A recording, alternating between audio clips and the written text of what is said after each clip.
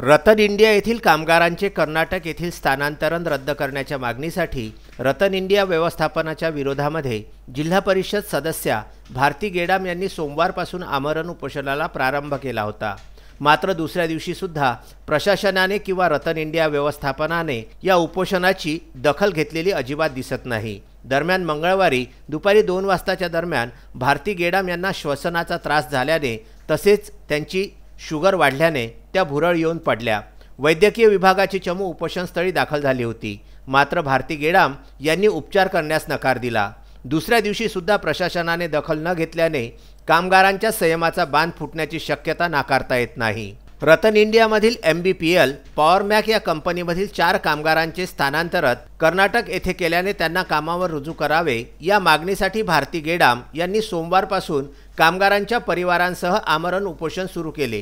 कालपासून मजुराचं हे उपोषण टाकलेलं आहे। इथं आतापर्यंत कोणीही अशी भेट दिलेली नाही आहे आणि त्याच्या 4 जणांना त्यांनी कर्नाटकमध्ये बदली केलेली आहे आणि ते बदली अयोग्य आहे आणि त्यांना 8-9 हजार रुपये पेमेंट भेटते आणि तिचं 8-9 हजार रुपये पेमेंट त्यांना पुरेसं नाही आहे, म्हणून त्यांची बदली कॅन्सल करण्यात यावी आणि त्यांचा वेळेवर पगार झाला पाहिजे, ही आमची मागणी आहे। मी इथे रतन इंडियामध्ये 7 वर्षापासून कार्यरत आहे।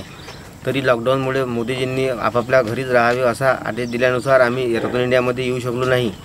तिथून आम्ही 1 महिन्यानंतर रतन इंडियामध्ये प्रवेश केल्यानंतर त्यांनी आम्हाला 36 जणांना काढण्यासाठी लेटर दिले। त्यानंतर आम्ही म्हणालो 36 लोकांना न काढण्याबाबत सगळ्यांना डिवाईड ड्युट्या करून दे, पण त्यामुळे त्यांनी असंही आमचं ऐकलं नाही, म्हणून आम्ही 36 लोकांसाठी भांडलो, म्हणून आम्हाला 4 लोकांना कमी करण्यात आले। सोमवारी सहाय्यक कामगार आयुक्त अनिल कुटे यांनी रतन इंडिया व्यवस्थापनासोबत चर्चा करून तोडगा काढण्याचा प्रयत्न केला, परंतु त्यामध्ये त्यांना यश आलेले नाही। शिवाय प्रशासनाने देखील मध्यस्थी करण्याचा कोणताही यशस्वी प्रयत्न केलेला नाही। मंगळवारी दुपारी 2 वाजताच्या सुमारास उपोषणकर्त्या भारती गेडाम यांना अचानक भोवळ आल्याने त्या खाली कोसळल्या। त्यांना श्वसनाचा त्रास वाढल्याने तसेच त्यांची शुगर वाढल्याने त्यांची प्रकृती खालावली। कार्यकर्त्यांनी वैद्यकीय अधिकाऱ्यांना याबाबत माहिती दिली। तातडीने रुग्णवाहिका उपलब्ध करण्यात आली, मात्र भारती गेडाम यांनी उपचार घेण्यास नकार देऊन रुग्णवाहिका परतवून लावली। कामगारांना न्याय मिळेपर्यंत आपण येथून हलणार नसल्याचे भारती गेडाम यांनी माध्यमांना सांगितले। दरम्यान अमरावती येथील अनेक माध्यमांचे प्रतिनिधी व्यवस्थापनाची बाजू ऐकून घेण्यासाठी पॉवरमॅक कंपनीचे व्यवस्थापक नागराज यांच्याशी भेट घेण्याकरिता गेले असता त्यांनी भेट नाकारली। माध्यम प्रतिनिधींना कोणतीही अधिकृत माहिती देण्यात न आल्याने प्रकरणाबाबत खुलासा होऊ शकत नाही। कामगारांनी व्यवस्थापनाच्या चुप्पीवर आक्षेप घेतलेला असून लवकरच करो या मरो असे आंदोलन करणार असल्याचे अनेक कामगारांनी यावेळी म्हटले। आकाश गुल्लाने मी गेल्या इथे 5 ते 6 वर्षापासून रतन इंडियामधील जे मेंटेनन्स डिपार्टमेंटसाठी ज्या कंपन्या येतात, आधी जशी प्रिसिजन होती, आता 2 वर्षापासून पॉवरमॅक कंपनी आहे। तर याच कंपनीमध्ये कामावर 4 ते 5 वर्षापासून कामावर कार्यरत आहे आणि या आता शासनाचं लॉकडाऊन झाले होते। कोरोनामुळे जे पूर्ण देशात आपल्या भीतीचे वातावरण पसरले होते आणि 7 ते 8 हजार रुपये कमावणारे इथं सर्व त्या वर्गातील सर्व लोक मजदूर काम करतात आणि आपल्या घरचा उदरनिर्वाह करतात। तर कोरोनामुळे कोणीच्या कंपनीमध्ये येऊ शकलं नाही, तर या प्रशासनाने आपला कंपनी व्यवस्थापनाचे आम्हाला वारंवार फोनवर येत होते, नोटीस लावत होते की कामावर या, पण आपल्या भीतीपुढे कोणी काही 7-8 हजार रुपये मिळते म्हणून काही कोणीतरी कामावर त्या कंपनीमध्ये गेलं नाही। तर त्यामुळे त्यांनी आम्हाला डायरेक्ट आमच्या पॉवरमॅक कंपनीचा साइड इंचार्ज नागराज सर यांनी आम्हाला टर्मिनेशन लेटर दिले होते की तुमको काम पर आना नहीं है करके 1 महीने के बाद में असे लेटर दिले होते। तर मग आम्ही त्यांना जॉब विचारला की बा कशासाठी, मी म्हटलं UPचे राहो, इथे मजदूर सर्व अदर स्टेटमधून सर्व मजदूर इथे काम करतात। तर त्यांना आम्ही एकच म्हटलं की UPच्या लोकांना काढू नका, बिहारच्या लोकांना काढू नका, सर्व मिळून काम याच ठिकाणी करायचं आहे आणि सर्वांचा पोटापर्यंतचा प्रश्न असल्यामुळं सर्व वर्करांना इथेच कामावर ठेवा म्हणून। तर त्यांनी आमचे ऐकले नाही। तर मी थोडं कलेक्टर साहेबांकडे, तहसीलदार साहेबांकडे, आमचे कामगार आयुक्त जे आमचे कुटे साहेब आहेत त्यांच्याकडे जाऊन यांनी मग यांच्याशी पत्रव्यवहार करून 18 लोकांना आम्ही न्याय दिला। मी आकाश गुल्लाने, उमेश लाड, सागर साबळे आणि रमेश इंगोले या 4 लोकांनी आम्ही त्यांच्या तिथं त्यांना नोकरीवर ठेवलं। प्रयत्नाला आमच्या यश आला, आम्ही त्यांना त्यांच्यासाठी लावायसाठी प्रयत्न केला। तर या लोकांनी आम्हाला टार्गेट केलं की आमच्या ऑफिसमध्ये येतात, धमक्या देतात, अशासारखं आम्हाला टार्गेट करून त्यांनी आमचं स्थानांतरण कर्नाटकला केलं। मग कर्नाटकला केल्यानंतर आम्ही त्यांना परत इथं गेटवर येत गेलो. त्यानंतर गेटवर आल्यानंतर आम्ही मग ते आमच्याशी कोणी चर्चा करायलासुद्धा येणार नव्हते, आलेच नाही की कशामुळं केलं, काय केलं. आम्ही त्याला विचारण्याचा प्रयत्न केला, परंतु आम्हाला असं कोणी जबाब दिला नाही. गेटून आम्हाला परत तुमची गेटपास तुमचं प्रवेशच बंद झाला असं आम्हाला सांगण्यात येत होतं. आणि त्यानंतर मग आम्ही इथे उपोषण केलं. उपोषणाला 14 जण बसलो. त्यानंतर उपोषणाला बसल्यानंतर इथे आमदार माननीय श्री आमदार रविभाऊ राणा यांची इथं आमच्या पेंडॉलमध्ये यांनी भेट दिली. भेट दिल्यानंतर रतन इंडिया व्यवस्थापकाशी आणि पॉवरमॅक कंपनीच्या नागराज सरांची त्यांनी बैठक घेऊन आम्हाला असं तोंडी आश्वासन दिलं की 15 तारखेला तुम्हाला कामावर रुजू करण्यात येईल म्हणून. राणासाहेबांनी त्यांच्या म्हणण्यानुसार नाही दिलं होतं, व्यवस्थापकांनी त्यांच्याशी अशी चर्चा केली होती. म्हणजे नागराज सरांनी सांगितलं होतं की 15 तारीख को मैं उनको काम पे लूँगा करके. पण आम्ही 15 तारखेला इथं टिफिन घेऊन आलो कामावर परत. तर त्या दिवशीसुद्धा आमच्याशी त्यांनी सांगितलं की नाही वो तुम्हारा कर्नाटक में स्थानांतरण हो गया, ऐसा वैसा मेरे कंपनी में कंप्लेंट कर दिया. आता मला हे समजत नाही आहे की कोणासाठी मदतीला धावून जाणं हे सुद्धा गुन्हा आहे का. तर या लोकांनी मला टार्गेट केलं आहे, आमच्या चौघांना पण टार्गेट केलं आहे. कर्नाटकला स्थानांतरण केलं, त्यानंतर त्यातल्या दोघांना आणखी परत कामावर रुजू केलं आणि आता आम्हाला म्हणतात की ओरोराला जा. आमचं गाव इथंच प्रॉपर माऊली जागीर इथून फक्त 5 किलोमीटर अंतरावरती गाव आहे आणि अदर स्टेटचे लोक इथून काम करेन आणि आम्ही का आमच्या घरी बसायचं का. आता हा सवाल आम्हाला समजत नाही आहे की यांचं चालू काय. आणि माझ्या जिल्हा परिषद सदस्य माझी बहीण भारती नरेश गेडाम कालपासून इथं उपोषणाला बसल्या आणि या रतन इंडिया व्यवस्थापकाचा एकही मनुष्य त्यांना भेटायसाठी आला नाही आहे. हा या कंपनीचा सर्वात मोठा अलगर्जेपणा आहे. आणि माझे साईड इंचार्ज सपोज या आपल्या मित्रमंडळापैकी कोणी जरी राहीन तर त्यांना आपण जबाब विचारणार ना. तर या लोकांनी आम्हाला अशा धमक्या दिल्या की मेरे ऑफिस में जबरदस्ती घुसे. कोणीही त्यांना असा गालबोट लावण्याचा प्रयत्न केला नाही, टच केला नाही.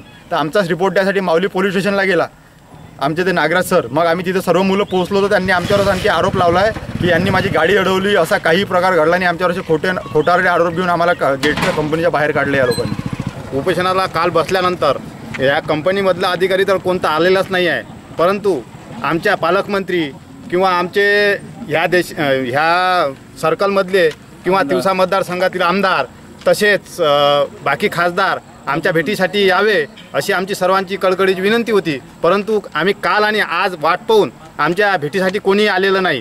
तसेच आमची जी बहीण आहे माझी भारती गेडाम जिल्हा परिषद सदस्य, ही कालपासून उपोषणात असल्यामुळं ती दुपारी जेव्हा बाहेर जायला निघाली उठली तर ती तिथे येऊन पडली. तर आम्ही डॉक्टरांना बोलावलं, PSCचे डॉक्टर आले, त्यांनी चेकअप केलं, परंतु त्यांनी रेफर करण्याचा प्रयत्न इथून अमरावतीसाठी केला. परंतु माझी बहीण इथून जोपर्यंत आम्हाला कोणता न्याय मिळत नाही तोपर्यंत इथून जाण्यास तयार नाही आहे. जोपर्यंत ही कंपनी आम्हाला कोणता न्याय देणार नाही किंवा आमच्या सर्कलसाठी जे स्वप्न सर्कलवासियांचे इथे या प्लांटमध्ये गरिबांचे एवढे नुकसान झालेले आहे की याच्यामध्ये माऊलीची शेती गेली, सालुऱ्याची शेती गेली, वाघोलीची शेती गेली, डिगरगावची शेती गेली. ह्या गावासाठी जे या कंपनीने करायला पाहिजे हे जेवढे शब्द दिले त्याच्यातला एकही काम या कंपनीने केलेलं नाही आहे. जे बंधारे जो रोड गेला ह्या कंपनीचा पर्सनल स्वतः विकत घेतलेली जी जमीन आहे रेल्वे ट्रॅकसाठी, ह्या दोन्ही रेल्वे ट्रॅकच्या बाजूनं यांनी रोड करून देतो असे आश्वासन दिले होते जेव्हा शेतकऱ्यापासून जमीन घेतली होती. आज ते रस्ते असे झाले आहे की ती शेतीत जाण्यासाठी पण शेतकऱ्यांना रस्ता नाही आहे, त्याचे निवेदन दिले आहे. यांनी मधामधात पुलाचे बांध टाकलेले आहे. जे आमचे पांधन रस्ते होते ग्रामीण भागातले, जो इथून माऊली जागीरपासून तर वलगावपर्यंत जो रस्ता येतो त्या रस्त्याच्या मधात जे प्लॅन्ट यांनी रेल्वेचा रूळ केला त्याच्यामध्ये जे कास्तकाराचे रस्ते अडवले ते रस्ते यांनी व्यवस्थित करून दिलेले नाही आहे. यांच्यावर जो आमच्या इथल्या अधिकाऱ्यांचा किंवा येथील आमदार खासदार यांचा हात आहे तो यांच्या डोक्यावरून काढून आम्हाला जनतेला स्वयंपूर्ण किंवा खरोखरच लाभ मिळावा एवढीच आमची सर्वांची इच्छा आहे. एवढी बोलून मी माझे 2 शब्द बंद करतो. जय हिंद, जय महाराष्ट्र. आणखी एक महत्त्वाची बाब म्हणजे कुठल्याही आमदार, खासदार व लोकनेत्यांनी या उपोषणस्थळी भेट देण्याचा साधा प्रयत्नसुद्धा केलेला नाही. रतन इंडिया स्थित असलेले ठिकाण म्हणजे हे तिवसा मतदारसंघामध्ये येते. मात्र तिवसा मतदारसंघाच्या पालकमंत्री असूनसुद्धा त्यांनी साधी भेट देखील या उपोषण मंडपाला अद्यापपर्यंत दिलेली नाही. पालकमंत्री यशोमती ठाकूर त्यांनी एखादा फोन किंवा एखादी भेट दिली असती तर या 2 कामगारांना न्याय मिळू शकला असता असे सुद्धा यावेळी अनेक कामगारांनी स्पष्टपणे येथे सांगितले. पालकमंत्री यशोमती ठाकूर त्यांची उंचावलेली छवी ही कुठेतरी मलिन झाल्यासारखे चित्र या ठिकाणी पाहायला मिळते आहे. रतन इंडिया पॉवर लिमिटेडची पॉवरमॅक नावाची जी कंपनी आहे ज्यामध्ये कंत्राटी तत्वावरती जे कामगार कार्यरत होते हे मूल निवासी आहेत आणि या ठिकाणी त्यांची त्यांच्या जमिनी वगैरे गेलेल्या असल्यामुळे त्यांना नोकरी देण्यात आली होती. मात्र या लॉकडाऊनच्या काळामध्ये त्यांना कामावरून कमी करण्यात आले आणि त्यांनी जी 32 ते 37 मंडळी या कामगार या ठिकाणी कामावरून कमी करण्यात आले होते, ज्यांच्या ट्रान्सफर बदल्या करण्यात आल्या होत्या, अशा सर्वांना घेऊन या 4 लोकांनी निवेदने आणि आंदोलने केली. याचा वचपा काढण्यात आल्याचं या 4 लोकांचा ज्यांना कामावरून कमी करण्यात आलेला आहे त्यांचा असा एक विदर्भ न्यूजला त्यांनी दिलेल्या आपल्या मुलाखतीमध्ये सांगितलेले आहे. मात्र रतन इंडियाच्या वतीने ज्यावेळी आतमध्ये विचारणा करण्यात आली त्यावेळी त्यांनी नागार्जुन जे आहेत, इथले मॅनेजर आहेत, व्यवस्थापक आहेत आणि पॉवर मॅक या कंपनीचं संपूर्ण काम ते सांभाळतात, त्यांनी विदर्भ न्यूजला यासाठी एक पूर्वपरवानगी म्हणून फोनवरती बोलायला सांगितलेलं आहे. मात्र सर्वात महत्त्वाचा प्रश्न असा आहे की इथे पालकमंत्री यशोमती ठाकूर यांनीसुद्धा आजपर्यंत व्हिजिट दिलेली नाही. आमरण उपोषणाचा आजचा दुसरा दिवस झालेला आहे. कुठल्याही आमदारांनी खासदारांनी या ठिकाणी येऊन बघितलेलं नाही असा या मूल निवासींचा यांचा इथला प्रश्न हा अनुत्तरितच राहिलेला आहे. विदर्भ न्यूजकरिता मंगेश तायडे यांचा नांदगाव पेठ येथून हा वृत्तांत.